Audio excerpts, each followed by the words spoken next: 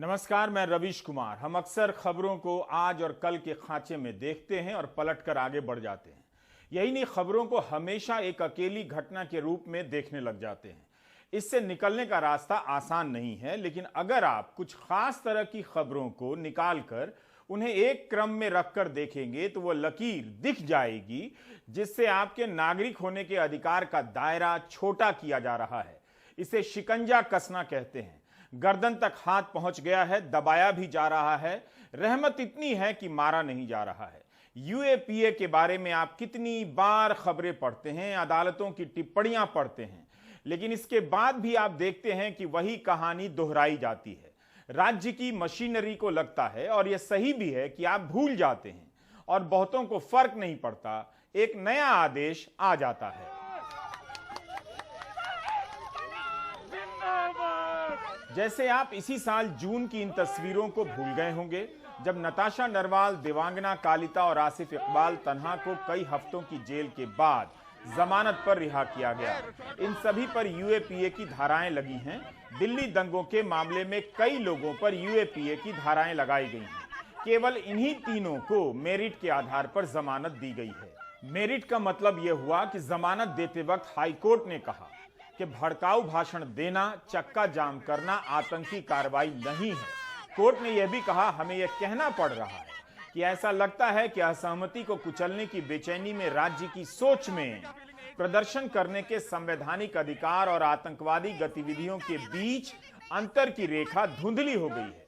अगर इस तरह की सोच को और बढ़ावा मिला तो वह हमारे लोकतंत्र के लिए एक उदास दिन होगा।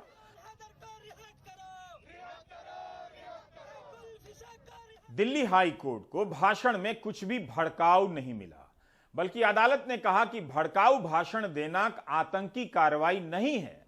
असहमति को कुचलने के लिए यूएपीए का इस्तेमाल हो रहा है। इन सब बातों के 5 महीने भी नहीं हुए हैं, त्रिपुरा पुलिस पत्रकार श्याम मीरा सिंह को यूएपीए की धारा के तहत पूछताछ के लिए नोटिस भेजती है, क्योंकि श्याम मीरा सिंह ने ट्विटर पर लिखा था, त्रिपुरा जल रहा है। अव्वल तो त्रिपुरा जल रहा है लिखना कहीं से भी भड़काऊ नहीं है, लेकिन क्या पुलिस भड़काऊ भाषणों को लेकर दर्ज एनएसए यूएपीए के मामलों में अदालतों की टिप्पणियां नहीं पढ़ती होगी? क्या अपना रिकॉर्ड भी नहीं देखती होगी कि इस साल अगस्त में गृह राज्य मंत्री नित्यानंद राय ने राज्यसभा में बताया कि 2019 में unlawful activities prevention act UAPA के तहत 1948 लोग हिरासत में लिए गए और सजा केवल 34 लोगों को मिली। यह दिखाता है कि कमजोर आधार पर यूएपीए की धाराएं लगाई जा रही हैं और जांच भी कमजोर होती है। सारा जोर इसी पर है कि आरोपी को लंबे समय तक जेल में रखा जाए।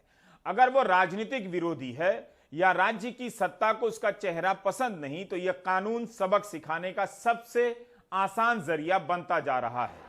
किस तरह किसी को जेल में रखने और जमानत पर बाहर आने से रोकने के लिए यूएपीए का इस्तेमाल होने लगा है, इसकी मिसाल दिल्ली दंगों में दर्ज मामलों और अदालतों में उनकी सुनवाई से मिल जाएगी। पिछले साल 10 अप्रैल 2020 को सफूरा जरगर को गिरफ्तार किया जाता है। 13 अप्रैल को बेल मिल जाती है, लेकिन इससे पहले कि जेल से बाहर आ पाती, स्पेशल सेल जेल पहुंच जाती है और अरेस्ट कर लेती है। सफूरा गर्भवती थी। जब इसे लेकर दुनिया भर में हंगामा मचा तो कोर्ट ने मेरिट की जगह सहानुभूति के तौर पर जमानत दे दी। यह पूरा केस बताता है कि कैसे दिल्ली दंगों के आरोपियों को जेल से बाहर आने से रोकने के लिए नई नई धाराएं जोड़ी गईं। आप इसे एफआईआर नंबर 59 से समझ सकते हैं।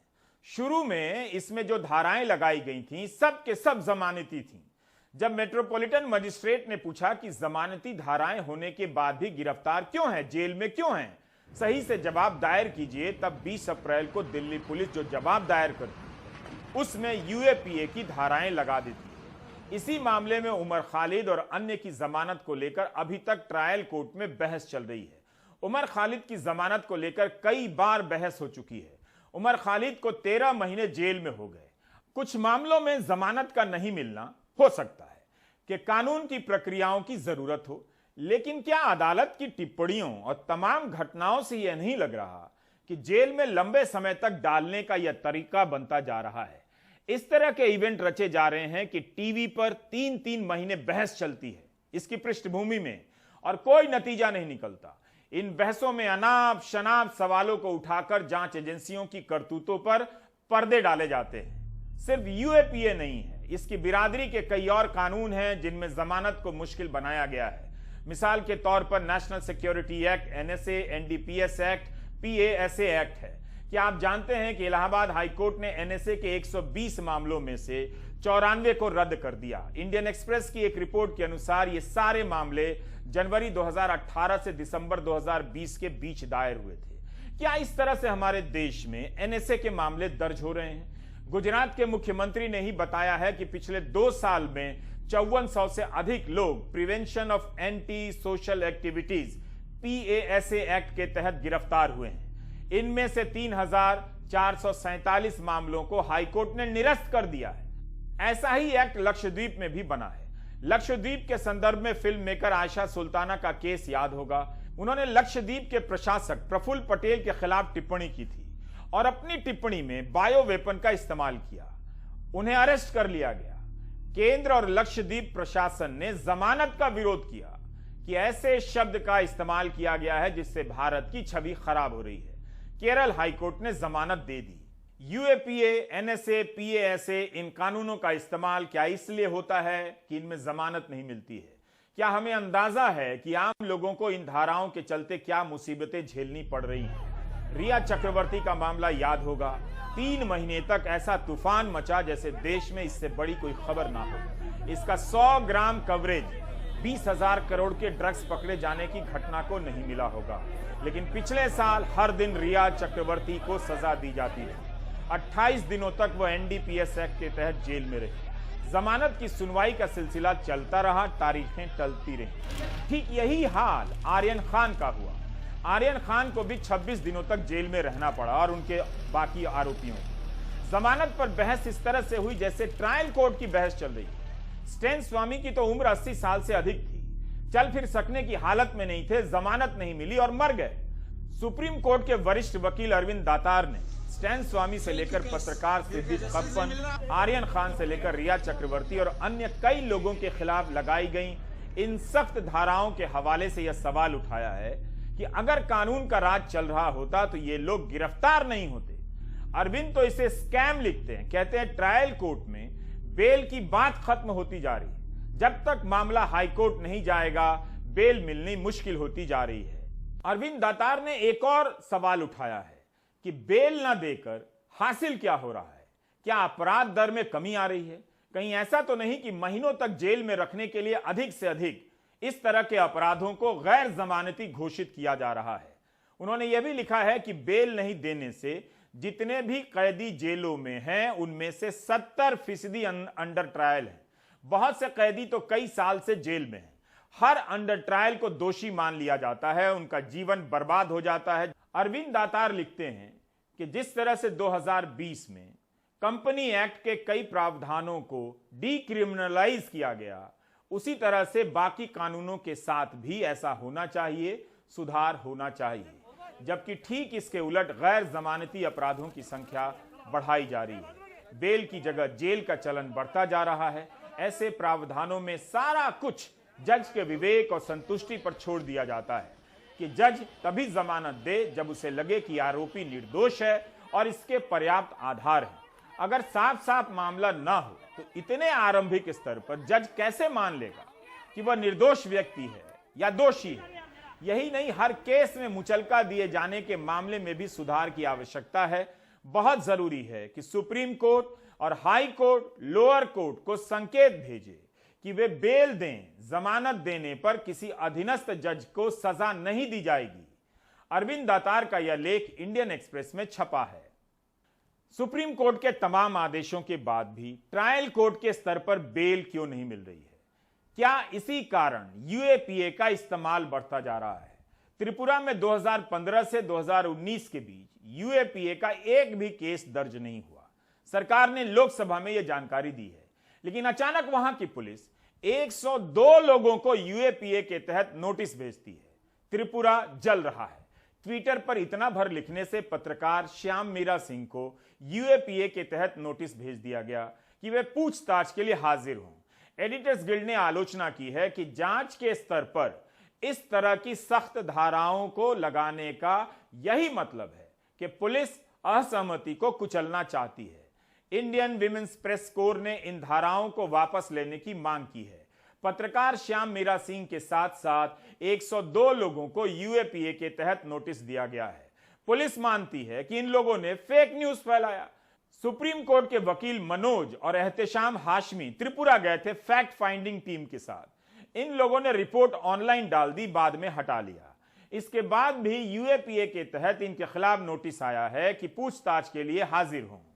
हमने कुछ भी ऐसा पोस्ट नहीं किया जो हमने नहीं बोला, हमने अपना बोला हुआ पोस्ट किया। जैसे हो कि किसी और का वीडियो जो कोई और बना रहा है वो पोस्ट कर दे, वो चीज़ें हमने पोस्ट नहीं करी। आप लोगों ने खुद अपना जो हमने बोला है वो वीडियो पोस्ट करी है, जो हमने देखा है, जो खुद शूट किया वो वीडियो पोस्ट करी है। बहुत ज़्यादा शॉकिंग था हम लोगों के लिए, क्योंकि हम खुद चाह रहे थे कि वायलेंस वहाँ पे ना हो और फेयर इन्वेस्टिगेशन पुलिस करे। और हमारी फैक्ट फाइंडिंग रिपोर्ट अगर आप पढ़ेंगे तो उसमें जो हमारी गवर्नमेंट से और पुलिस से डिमांड थी, तो उसमें हमने खुद ये डिमांड किया था कि जो भी कल्प्रेट्स हैं उनके खिलाफ प्रॉपर एफआईआर रजिस्टर्ड हो, बाय नेम एफआईआर रजिस्टर्ड हो और उनके ऊपर केस चले और ट्रायल हो। और जिन्होंने भी त्रिपुरा का माहौल ख़राब करने की कोशिश करी है उनको सलाखों के पीछे भेजा जाए। But unfortunately now our team members are facing charges under UAPA. क्या अब देश जल रहा है, देश बिक रहा है, यह सब लिखने पर यूएपीए के तहत नोटिस आएगा? क्या पुलिस ने दिल्ली हाई कोर्ट का वह फैसला नहीं पढ़ा होगा कि भड़काऊ भाषण देना आतंकी कार्रवाई नहीं है? विपक्ष के नेता से लेकर प्रधानमंत्री, गृहमंत्री के कई भाषणों में मिल जाएगा, बंगाल जल रहा है, देश जल रहा है, देश बिक रहा है, नहीं बिकने देंगे।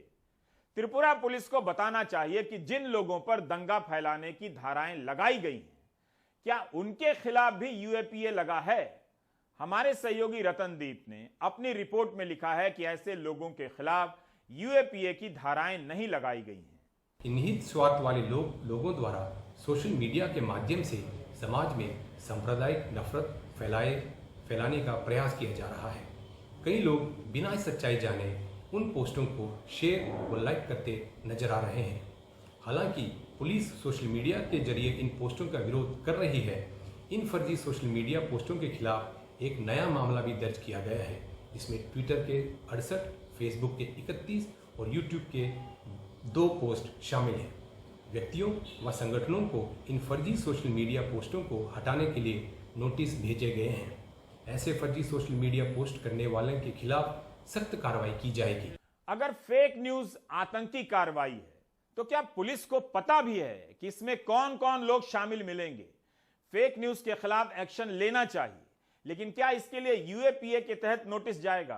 प्रधानमंत्री मोदी ने गुजरात विधानसभा चुनाव में भाषण दिया कि मणिशंकर अय्यर के घर दिल्ली में बैठक हुई, उसमें मनमोहन सिंह थे, पूर्व उपराष्ट्रपति थे, पाकिस्तान के पूर्व विदेश मंत्री थे। उन्होंने यह भी कहा कि पाकिस्तानी सेना के पूर्व महानिदेशक डीजी चाहते हैं कि अहमद पटेल गुजरात के मुख्यमंत्री बने। पाकिस्तान हाई कमिश्नर, पाकिस्तान एक भूतपूर्व विदेश मंत्री, भारत भूतपूर्व उपराष्ट्रपति અને ભારતના ભૂતપૂર્વ પ્રધાનમંત્રી મનમોહન સિંહ આ મણિશંકરના ઘરે મીટિંગ મળી। મીટિંગ 3 કલાક ચાલી। પાકિસ્તાનના પૂર્વ army director general Arshad Rafiq એએમકે કે ગુજરાતમાં અહેમદ પટેલને મુખ્યમંત્રી બનાવવા માટે ટેકો કરવો જોઈએ। પાકિસ્તાનના વડા આર્મીના રિટાયર્ડ એ ગુજરાતની ચૂંટણીમાં માથું મારે। इस भाषण को अखबारों में जिस तरह से छापा गया उसे कभी पलटकर देखिएगा। कैसी कैसी हेडलाइन बनाई गई थी। उन हेडलाइन को देखने से पता चलेगा कि आपको महंगाई का सपोर्टर बनाने के लिए किस तरह से उस समय से सांप्रदायिक रूप से तैयार किया जा रहा था। प्रधानमंत्री ने बेहद सावधानी से अपने वाक्यों का चुनाव किया। इस तरह से कि फेक न्यूज और सांप्रदायिक टोन दोनों आ जाए और लगे भी ना, बाकी समझने के लिए जनता पर छोड़ दिया जाए। प्रधानमंत्री के बयान को आधार बनाकर अखबारों में छपा कि पाकिस्तान चाहता है कि अहमद पटेल गुजरात के मुख्यमंत्री बने। इसकी बैठक दिल्ली में हुई थी जिसमें मनमोहन सिंह शामिल थे, जबकि 2017 की उस बैठक में भारतीय सेना के पूर्व प्रमुख दीपक कपूर भी थे। क्या वे पाकिस्तान के साथ मिलकर भारत के खिलाफ ऐसी कोई प्लानिंग करते? पूर्व सेनाध्यक्ष दीपक कपूर ने कहा था कि गुजरात को लेकर कोई चर्चा नहीं हुई। प्रधानमंत्री ने कहां से बोल दिया? टीवी में खूब डिबेट हुई कि पाकिस्तान योजनाएं बना रहा है। उस वक्त प्रधानमंत्री ने कहा था कि क्या बात हुई कांग्रेस देश को बताए, लेकिन उनकी सरकार ने इस बयान पर राज्यसभा में जो कहा उसे देश को आज तक ठीक से नहीं बताया गया है। सरकार ने कहा कि प्रधानमंत्री ने अपने भाषण में पूर्व प्रधानमंत्री मनमोहन सिंह या पूर्व उपराष्ट्रपति हामिद अंसारी की देश के प्रति निष्ठा पर सवाल नहीं किया और ना ही उनकी ऐसी मंशा थी। इस तरह की कोई भी धारणा गलत है। हम इन नेताओं का बहुत आदर करते हैं और भारत के प्रति इनकी निष्ठा का भी आदर करते हैं। इस तरह प्रधानमंत्री के कई बयानों को आप फेक न्यूज के दायरे में रख सकते हैं। तो क्या उन्हें यूएपीए का नोटिस भेजा जाएगा? जो लोग सांप्रदायिकता फैला रहे हैं, दिन रात इस तरह की बातें कर रहे हैं, उन पर कोई कार्रवाई नहीं होती है। कोई अगर इसे लेकर लिख दे कि समाज या देश को जलाने का प्रयास हो रहा है तो उसे यूएपीए का नोटिस दिया जा रहा है। पुलिस ट्विटर को लिख रही है कि श्याम मीरा सिंह का अकाउंट बंद कर दिया जाए और ट्विटर जवाब दे रहा है कि नहीं बंद करेंगे। इसमें ऐसा कुछ भी आपत्तिजनक नहीं है। उस समय जब त्रिपुरा से तमाम तस्वीरें आ रही थीं, विजुअल्स आ रहे थे, वहाँ के लोग जो लोकल लोग हैं वो ये कह रहे थे कि हमारे लिए आवाज़ उठाइए। और उसी वक्त पर जब गोदी मीडिया शांत था, उस वक्त अगर मैंने एक ट्वीट लिखा कि त्रिपुरा इज बर्निंग, तो इसी एक ट्वीट पर सरकार ने मेरे ऊपर यूएपी लगा दिया। और इसी मामले पर वहाँ की हाई कोर्ट ने, त्रिपुरा हाई कोर्ट ने इस मामले को लेकर स्वतः संज्ञान लिया और सरकार से कहा कि इस मामले में आप क्या कर रहे हैं और त्रिपुरा में क्या हो रहा है। तो आप देखिए कि जो बात इस देश की हाई कोर्ट कह रही है, वही बात अगर एक पत्रकार कह देता है तो उस पर यूएपी लगा दी गई। आपको याद होगा पठानकोट एयरबेस पर आतंकी हमले के बाद मार्च 2016 में पाकिस्तान से जांच दल भारत आया। उन्हें घटनास्थल का दौरा कराया गया। उस समय विवाद हुआ कि पाकिस्तान की जांच टीम में खुफिया एजेंसी आईएसआई का भी सदस्य था। अब इसी को लेकर आज कोई ट्विटर पर लिख दे कि आतंकवादियों की आवभगत हो रही थी तो क्या उसके खिलाफ यूएपीए लगेगा? गनीमत है कि कांग्रेस विपक्ष में है, वरना बीजेपी होती तो हर दिन इसी बात पर भाषण दे रही होती, याद दिला रही होती। इसलिए त्रिपुरा के मामले को आप सिर्फ एक घटना से जुड़ा हुआ नहीं मान सकते। पत्रकार सिद्दीक कप्पन और उनके साथ गिरफ्तार हुए अतीकुर रहमान, मसूद अहमद, मोहम्मद आलम 13 महीनों से जेल में हैं। हाथरस में बलात्कार की घटना को रिपोर्ट करने जा रहे थे। पत्रकार सिद्दीक कप्पन पर यूएपीए और राजद्रोह की धाराएं लगा दी गईं, जिसके बारे में सुप्रीम कोर्ट ही कई बार कह चुका है कि राजद्रोह की धारा का इस्तेमाल अति हो गया है, गलत हो रहा है। शांति भंग करने का आरोप लगाया गया, जिसे हटाना पड़ा यूपी पुलिस को क्योंकि वो साबित नहीं कर पाई। एडिटर्स गिल्ड ने भी सिद्दीक कप्पन को लेकर बयान जारी किया था कि उनकी पत्नी ने आरोप लगाया है कि इलाज के दौरान बिस्तर से बांध दिया गया था। यह काफी चौंकाने वाला है, शॉकिंग है। एक देश की अंतरात्मा पर प्रहार है कि पत्रकार के साथ ऐसा बर्ताव हो रहा है। अतीकुर रहमान हृदय के मरीज हैं। खबर आई है कि उन्हें सर्जरी की जरूरत है, वरना नहीं बचेंगे। उनके भाई ने ऐसा बयान दिया है। कई भाषणों में कुछ नहीं होता, फिर भी उन्हें शांति के लिए खतरा बताकर किसी को महीनों जेल में बंद कर दिया जाता है। डॉक्टर कफील खान का केस क्लासिक है। इलाहाबाद हाई कोर्ट ने कहा कि अवैध रूप से एनएसए लगाया गया, अवैध रूप से, और सुप्रीम कोर्ट ने भी हाई कोर्ट के फैसले पर मुहर लगाई। कफील खान 7 महीने से अधिक समय तक जेल में रहे। क्या यह अरेस्ट राज नहीं है? सरकार का अधिकारी अवैध रूप से एनएसए लगाता है, सरकार ने क्या किया उसके साथ? क्या गलत धाराएं लगाने वाले अधिकारियों के खिलाफ कोई कार्रवाई हो रही है या उन्हें प्रोत्साहन दिया जा रहा है? क्या इस तरह से कानून का राज चल रहा है? इन कानूनों का एक ही इस्तेमाल रह गया है, आतंक का भूत फैलाकर आम आदमी को जेल में सड़ा दो। आखिर सुप्रीम कोर्ट की शानदार टिप्पणियों का पुलिस और सरकार पर असर क्यों नहीं पड़ता है? स्टैन स्वामी की मौत के बाद सुप्रीम कोर्ट के जस्टिस डीवाई चंद्रचूड़ ने कहा था कि आतंक विरोधी कानूनों, आपराधिक कानूनों का इस्तेमाल असहमति को कुचलने और नागरिकों को प्रताड़ित करने में नहीं होना चाहिए। मैंने अर्नब गोस्वामी बनाम राज्य के फैसले में नोट किया है कि हमारी अदालतें इस बात को सुनिश्चित करें कि नागरिक की स्वतंत्रता पर हमला हो तो उनकी रक्षा में सबसे पहले वे आगे आएं। अगर सर्वोच्च अदालत इसे निजी स्वतंत्रता पर हमला मानती है तो टिप्पणियों से आगे जाकर कदम क्यों नहीं उठाती है? क्यों जमानत की सुनवाई का मामला इतना लंबा चल रहा है? पंजाब की कांग्रेस सरकार भी यूएपीए लगाने के मामले में कम नहीं है। वहां भी मामूली बातों को लेकर इसकी धाराएं लगाई गई हैं। हर समय देश में प्रिवेंटिव डिटेंशन लॉ रहा है। सुप्रीम कोर्ट ने कुछ बहुत ज्यादा पावर्स कंसीड कर दी एग्जीक्यूटिव को। ए गोपालन के केस में जो पहला बड़ा केस हुआ वो प्रिवेंटिव डिटेंशन का था। कम्युनिस्ट लीडर थे ए गोपालन, उनको बंद किया गया। कोर्ट ने कह दिया प्रोसीजर एस्टेब्लिश बाय लॉ का मतलब यह है कि अगर कोई लॉ बन गया हम कुछ नहीं कर सकते। 28 साल लगे इस केस को ओवर रूल करने में। मेनका गांधी में आकर सुप्रीम कोर्ट ने कहा नहीं, सिर्फ लॉ है, किसी की लिबर्टी कर्टेल करने के लिए इनफ नहीं है। उस लॉ को reasonable, just, fair, non arbitrary होना चाहिए। देखिए, मैं आज एक जजमेंट आपको बता रहा हूं, Rekha versus state of Tamil Nadu का है। सुप्रीम कोर्ट ने कहा preventive detention is basically repugnant to democratic ideas. It is abhorrent to rule of law. ऐसा कोई लॉ ना अमेरिका में है ना इंग्लैंड में है, सिवाय जब जंग हो रही हो। हम मजबूर हैं क्योंकि आर्टिकल 22 में प्रिवेंटिव डिटेंशन लॉ का प्रावधान है, इसलिए हम इसको अनकॉन्स्टिट्यूशनल डिक्लेयर नहीं कर सकते। लेकिन हमारी कोशिश है कि इसको नैरोएस्ट पॉसिबल लिमिट्स में रखा जाए। 2019 का जो जजमेंट है सुप्रीम कोर्ट का, जहूर अहमद शाह वटली, मैं समझता हूं कि वो ए गोपालन की लाइन पे जा रहा है। कोर्ट कह रही है कि यूपा के मामलात में स्टेट जो कुछ कह रही है उसको बिना एग्जामिनेशन के बेल की स्टेज पर हम एक्सेप्ट करेंगे।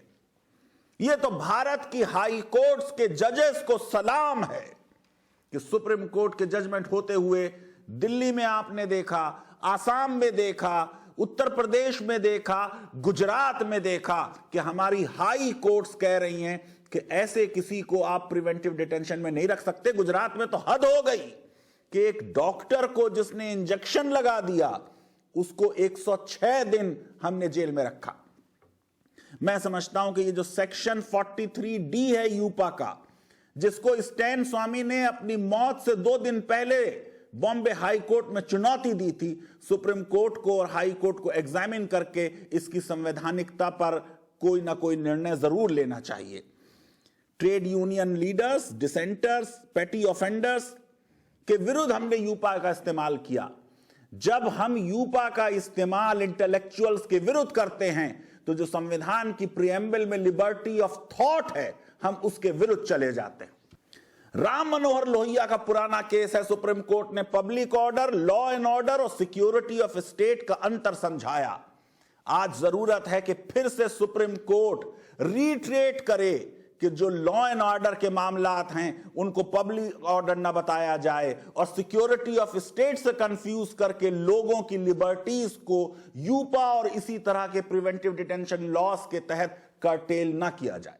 कुल मिलाकर पुलिस पर अदालतों की टिप्पणियों का कोई असर नहीं दिख रहा है।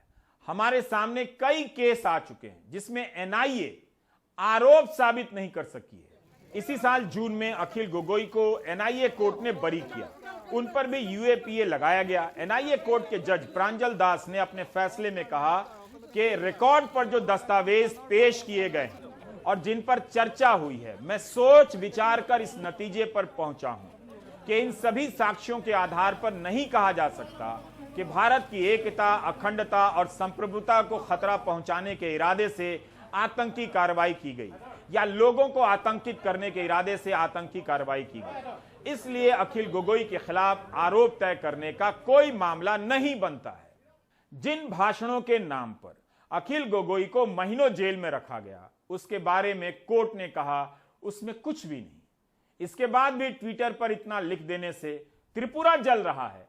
यूएपीए के तहत नोटिस जारी किया जा रहा है। बेंगलुरु की 19 साल की अमूल्या के साथ जो हुआ उसे याद कर लीजिए। अमूल्या ने हिंदुस्तान जिंदाबाद के भी नारे लगाए, 3 बार पाकिस्तान जिंदाबाद कहा, फिर तुरंत 6 बार हिंदुस्तान जिंदाबाद कहा। लेकिन इसे लेकर टीवी पर भयानक डिबेट पैदा किया गया। उसके घर पर हमला हुआ, अमूल्या गिरफ्तार कर ली गई। 4 महीने तक जेल में रहने के बाद जमानत मिलती है। अब ध्यान से सुनिए, बेंगलुरु पुलिस ने 90 दिनों के भीतर चार्जशीट तक दायर नहीं की, इसलिए जमानत मिली।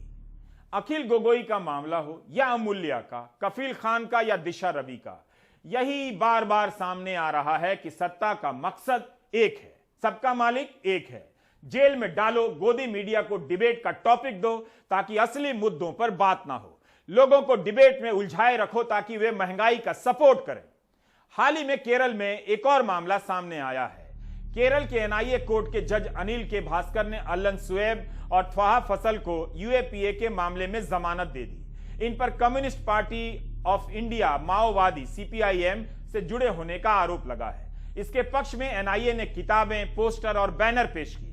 मीडिया रिपोर्ट में यह भी लिखा गया है कि दोनों पर नोटबंदी और पुलिस अत्याचारों के खिलाफ हुए प्रदर्शनों में हिस्सा लेने का आरोप था। बताइए, क्या नोटबंदी के खिलाफ प्रदर्शन करेंगे तो यूएपीए लगा दिया जाएगा? एनआईए कोर्ट ने दोनों को जमानत दी, हाई कोर्ट ने रोक लगा दी, तो मामला सुप्रीम कोर्ट पहुंचा और वहां जमानत मिल गई। सुप्रीम कोर्ट ने भी कहा कि किताब रखना या किसी संगठन से जुड़ा होना आतंकी कार्रवाई नहीं है।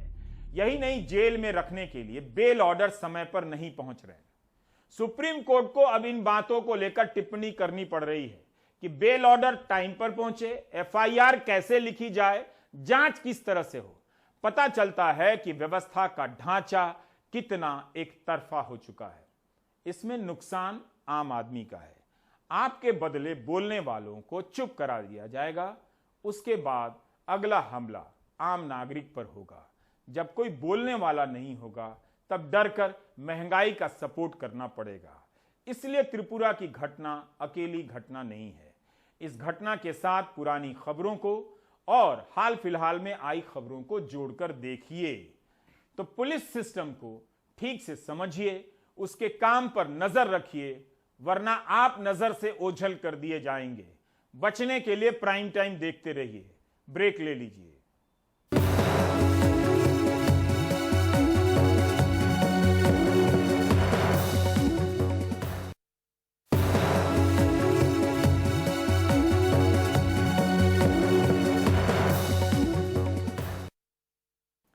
छठ पूजा पर स्मिता राजन हर साल आप दर्शकों के लिए गीत भेजती हैं। ये वो गीत हैं जो नए लोकप्रिय गीतों की भीड़ में खो चुके हैं। इस वीडियो में सारी मेहनत उन्हीं की टीम की है। भोपाल की स्मिता राजन का संबंध है तो बिहार से, लेकिन छठ मनाती हैं भोपाल में।